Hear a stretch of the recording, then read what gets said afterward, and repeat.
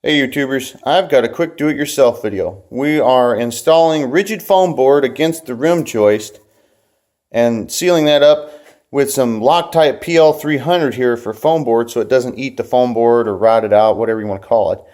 And we're using Dap Alex Plus to seal the sill plate up. So, we're taking the R150 by Owens Corning here and we're turning it into this.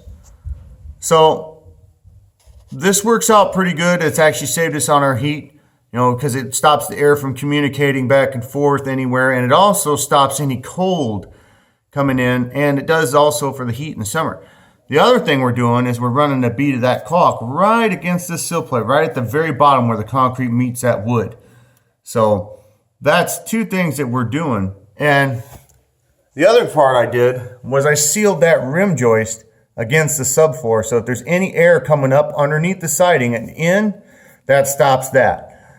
So, and now the one thing I do want to mention, this is quite a hard area to reach because you're trying to get the caulk gun down in the bottom there and it just doesn't work that well. So there's other options you could do.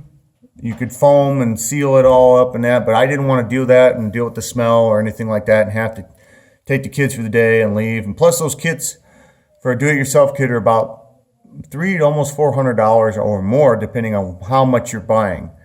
So this was a pretty easy compromise. You'll have to excuse the wiring and stuff like that. It's an old home. But basically what I did was I took this, cut it down with a big razor and everything like that. You can see it's not perfectly square and that. And I got to shave it down because of the joists and the house has settled so much. So this is one of my quick projects that I've been doing on my days off. If I got just a few minutes, I can get a couple of these installed at a time and glue them up.